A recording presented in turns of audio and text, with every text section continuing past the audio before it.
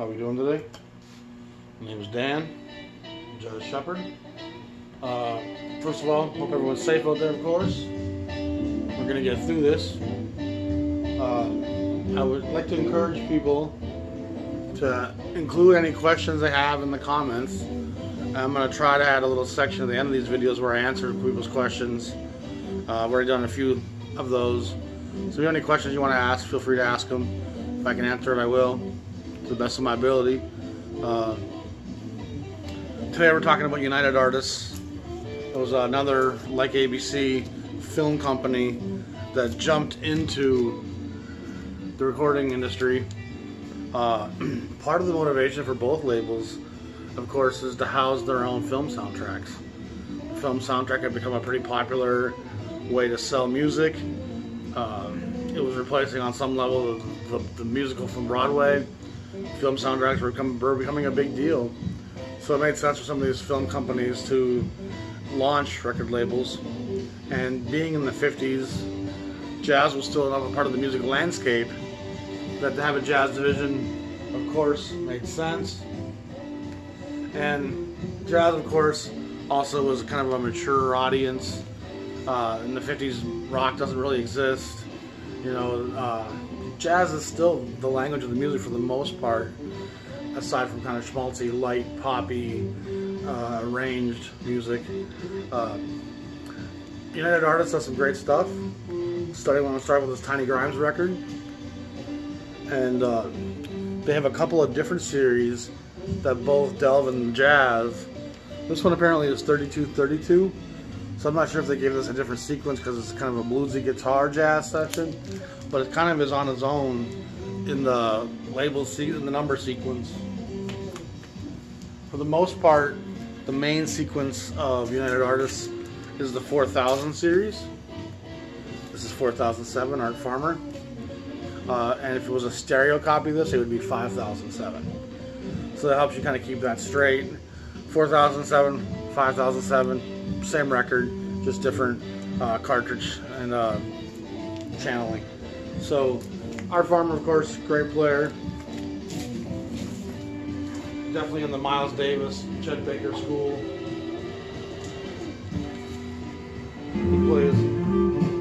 He's capable of playing great mid-tempo stuff.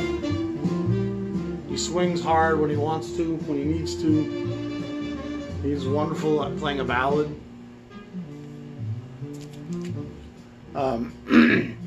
Numerous times when listening to jazz on the radio or on even Pandora recently, our Farmer song will come up, and before I've looked, I've said, oh, is this a Miles Davis track I forgot about? And you look, it's like, oh, it's Art Farmer. Of course. So I think they really do kind of fill a similar niche. I think they're equally skilled players. Just one has a far greater marketing department behind them. This has Benny Golson on it. And of course, Art Farmer and Benny Golson play together at Argo on a number of great records. Bill Evans plays the piano on this record. Addison Farmer, which is Art Farmer's brother, plays the bass, and Dave Bailey's on the drums. And then there's a version on here, I believe it's like Someone in Love. Yeah. The version of Like Someone in Love. Absolutely fantastic. It's just dreamscape stuff. There we go. Another thing I want to issue, I've had probably 3 comments over the last month of people mocking me for how I handle my vinyl. I've been collecting vinyl now for 30 some years. I have over 12,000 records. Records aren't as fragile as some of the industry would have you believe. Anytime you feel like you've gotten some grease and fingerprints on a record, you can use some alcohol and a clean wipe and clean those grooves out just fine. But you don't have to be all prim and proper with them. They're not as fragile as, let's say, the CD, which was marketed as being so indestructible. I can honestly say I've hardly ever scratched or damaged one of my records. I had 1 or 2 drop on a cement floor at a gig, and that kind of, I had a couple get fractured that way. Every once in a while, you'll do something stupid when you're kind of in a hurry, and you'll scuff it on a corner or something. You're like, fuck. But the whole hands on the record thing, these records have been handled for 40, 50, 60 years, and I wash my hands on a regular basis. I don't ever deal with my records after I've been eating. My hands are never greasy. So just, you can keep those comments to yourself, you know. I don't really, if you feel the need to go ahead and keep sharing them, go ahead. But, and also to the one guy who's always thumbs downing anything I have to say about white privilege, that's your privilege talking, so keep doing it. I enjoy your little thumbs down. Whenever I make comments that have a social context to them, I can guarantee on this one person thumbs downing it almost instantly. Your racism might be getting the best of you there, buddy.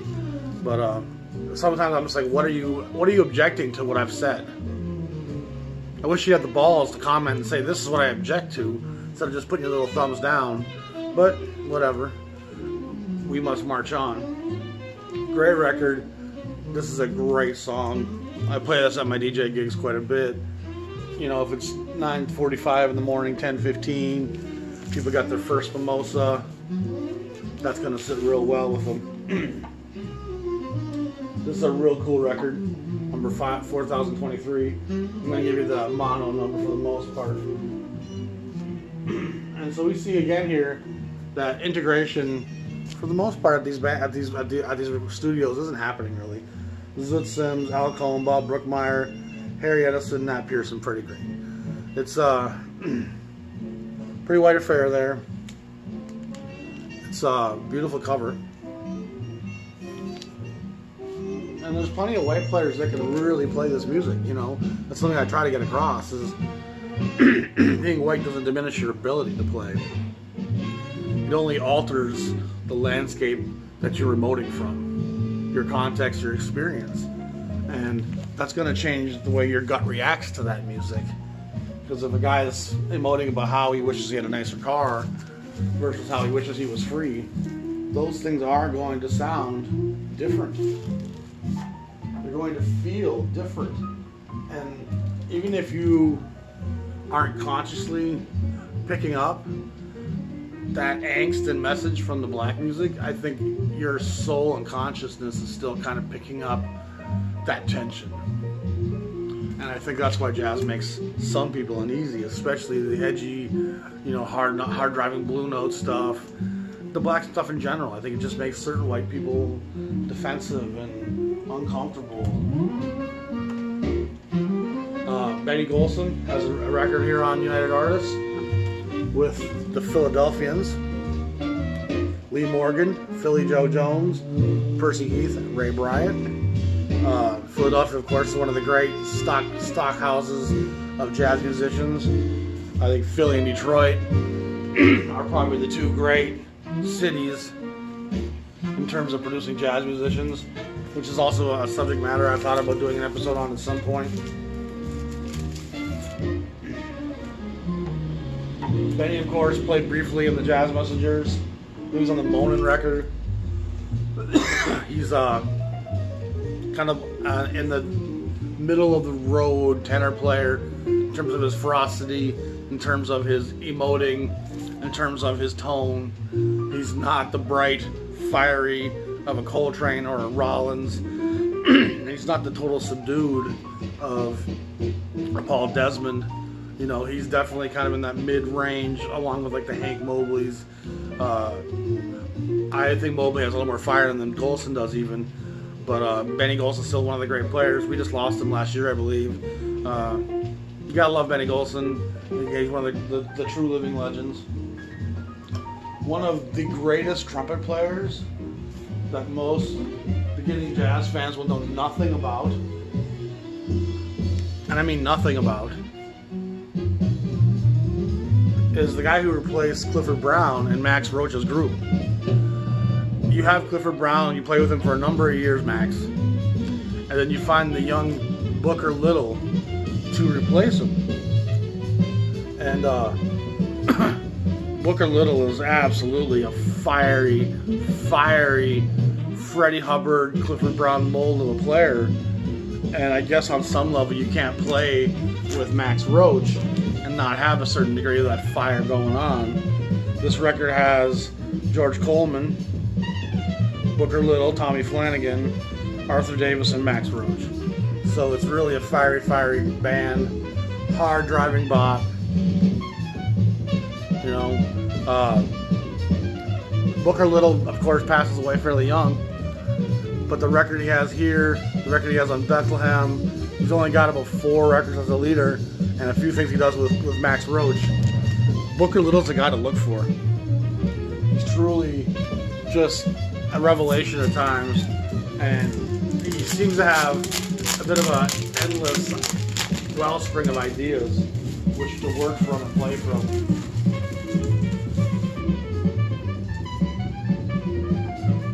Some of these United Records artists, some of these records are tougher to find than you would think. Because being United artists, you have a lot of money behind you. You think these records would have been out there, but you certainly don't stumble on a lot of these records in the wild a ton. Great cover, the Motor City Scene. If you remember, Bethlehem does a record about the Detroit Jazzmen, and this, of course, will have a similar lineup with Thad Jones, Billy Mitchell, Tommy Flanagan, Al Gray, Paul Chambers, and Elvin Jones. And so again, we talked about Philadelphia, now here's the Detroit guys. And I think on that other record I mentioned on Bethlehem, Jones, Flanagan, Chambers are on there along with Burrell, and I can't remember who the drummer was, honestly, right now. But I think it's Kenny Clark. But this is, of course, the era of the freeway being put into the nation. 58, 59, 60. The interstate program happens with Eisenhower after the war. And, of course, it leads to the great spreading out of the urban environment into the suburbs, into the fields, and the isolation of the inner cities. So, in a way, the freeway is part of the reason why jazz loses its audience, because the money of the urban white middle class that was going to the jazz clubs, that they went out to the suburbs. And when you live in Staten Island or Brunswick, New Jersey, it's a whole lot more of an ordeal getting to a club in New York than it was when you lived up on West 66th Street. You know, so this spreading out of the urban fabric, it's really a death knell for jazz in a lot of ways.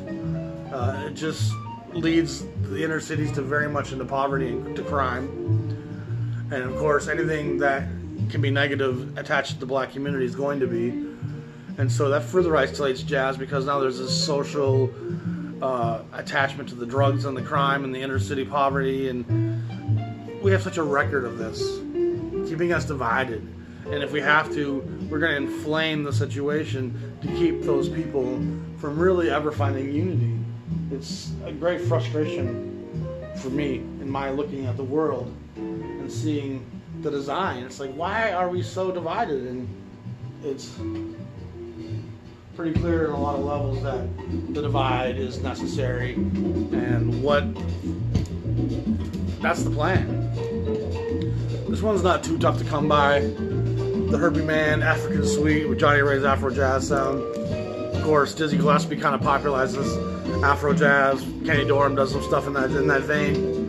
But they start to bring in the Latin rhythms from the Caribbean, Cuba. Some of the African sounds start to come to the fore. And jazz has this great ability to graft into it any other sound. From the bossa nova to the blues, jazz can take that little framework, and now we're just going to loosely swing within that framework. And we're going to improvise on top of that framework that's swinging. And as I improvise on top of that framework that's swinging, I'm going to be emoting from my soul and my spirit how I feel about my place in the world. So jazz can kind of do that imprint on anything it attaches itself to. It's actually a really solid record. I think Herbie Mann's kind of underappreciated by people. There's a lot more to him than just push, which I think a lot of people kind of just dismiss him as. But you should really dig Herbie Mann. A lot of great records. Brass Shout Another great Art Farmer record. This one has Lee Morgan, Ernie Royal, Jimmy Cleveland, Curtis Fuller, Julius Watkins, Don Butterfield, Percy Heath, Philly Joe Jones, Bobby Timmons. That's a pretty amazing lineup. It's 7 moods in brass, so there's a lot of horns going on in this. She's even painted gold like a trumpet, it looks like. Modified records. That's awesome. I love some of those old library stamps.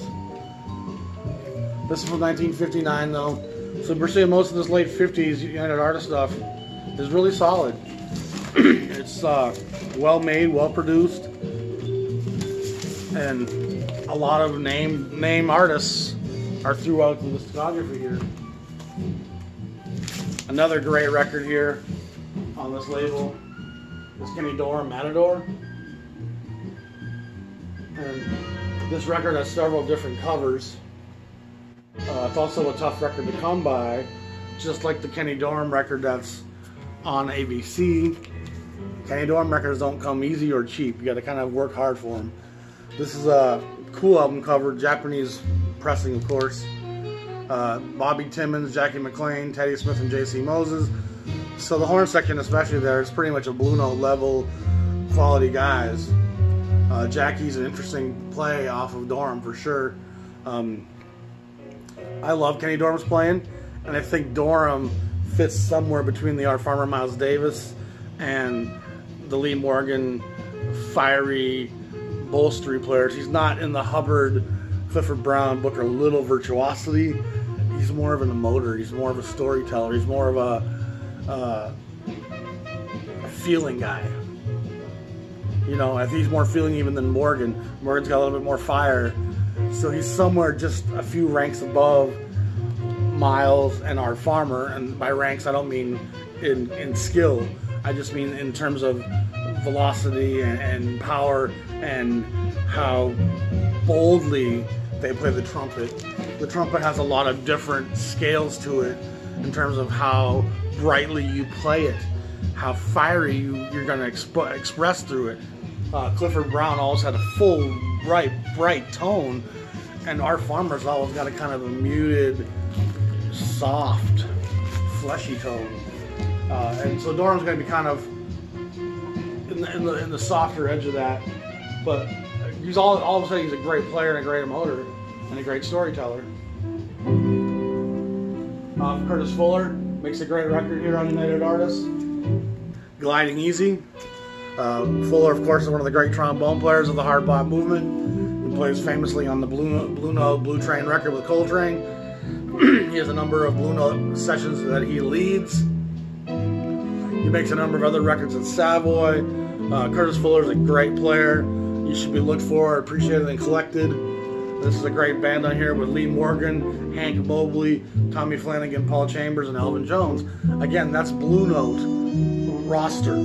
All those guys played at Blue Note. All those guys played at Riverside Prestige. Like these are high-level players that United Artists is bringing in. This is a tough record to come by, and one of the records that's most expensive on United Artists, and that's because of that guy, Hank Mobley. I've said before in my episodes, if you have Hank Mobley on a record, that record is going to cost you twice as much as most of the other records on that label. Mobley is just a guy that if you are a Mobley collector, you're going to want this record. And you can see why. So that's the 4000, 5000 series. And there's quite a few titles that I'm not showing you. And I don't know this label as well as I know some of them. I have most of the important name titles by artists, and I don't think it's as expansive. Milt Jackson, another record I got. There's some other great titles over there, but they also start a second series, which is the 14,000, 15,000 series, and they all have this kind of black and white motif. And 14,000, 15,000 again is a reference to 14,000's mono, 15,000 series is the stereo version of that. When they launched this United Artists Jazz series with the black and white covers, they bring some pretty heavy hitters in right away. They have a Coltrane session that's really good.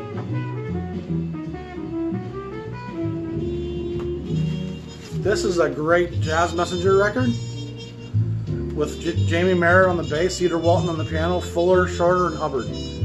So that's full-blown Jazz Messengers, 1959-60. Probably 60 here. Maybe 61 even. But, so when they launched this real jazzy sub-series, the black and white covers, the level of playing and jazz on these issues is top of the mark. There's not a lot in this second sequence, maybe 20, 25 titles. They found a cool Billie Holiday concert. This is recorded live in Germany, and they of course get the licensing to issue it.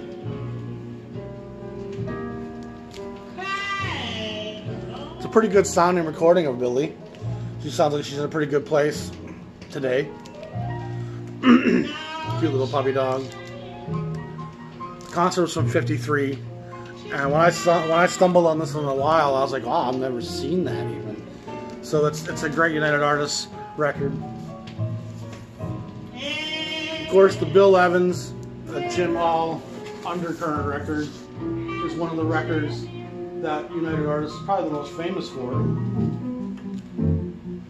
It's a very simple record in terms of it's just the two of them, you know.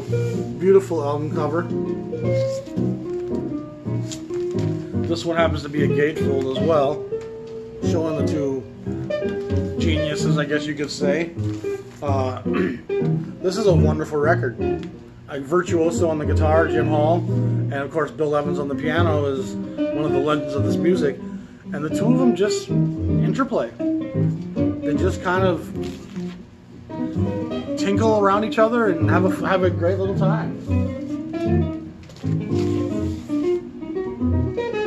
Howard McGee, who we discussed at Savoy, who we discussed at Bethlehem, is a great trumpet player. Plays ballads, plays lyrically, melodic tone, real gentle. He goes from one note to the next in a very clean kind of sense. I love all the Howard McGee stuff I got. I have most of it at this point, at least from the LP era. He kind of goes back into the late 40s, if I recall. That's a great album cover. So dig your Howard McGee. He's like one of the greats.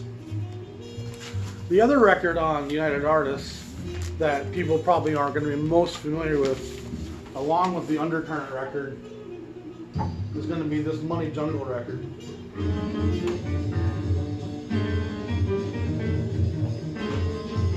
And Max Roach, Charlie Mingus, and Duke Ellington. This is a brilliant record. You're putting the young Max and young Mingus with the giant of this music, and Ellington's playing some real sprightly versions of his songs, and Max is just kind of propelling him along, and Charlie's filling in those spaces in between. It's really a fantastic session by three men that I think you could easily call geniuses. Ellington is, of course, a genius. Max Roach is one of the great drummers of all time. And Mingus is one of the most eccentric but talented guys to ever play bass and arrange. And there's little question that Mingus, one of his great influences, was clearly Mr. Ellington. So that's a great record. A lot of people are going to be familiar with that one as well. And last, I'm going to show you an Oliver Nelson record. This is Phaedra, The Impressions of Phaedra, Oliver Nelson Orchestra. It's real forward. It's on the edge of times. It's got real arranged passages like this. It's got an incredible band on it. I remember looking it up. But it's Oliver Nelson at his best. You know, he's a great sax player, but it's really his arrangements that he's known for. And by the 60s, he's taken what he's doing here and gone to Verve and Impulse, and he's arranging and composing and filling in the spaces for dozens upon dozens of sessions at those two labels. So he's kind of got two careers almost, his earlier horn playing days, and then he transitions into his more composing days. But you gotta love Oliver Nelson. He's one of the true, unique, on the outside of this music cats that really has a lot to say and express. Parts of this record really swing, so it's not all that orchestral pieces, soundtrack to a film. Like, this is pretty much a swing number here. That's something that Goodman would be proud of right there. So that's United Artists. Again, a great little label. Worth digging, worth buying them when you see them. Appreciate y'all for watching. Be safe out there. Share your questions with me. I'll do my best to answer them. Y'all have a great day. Peace.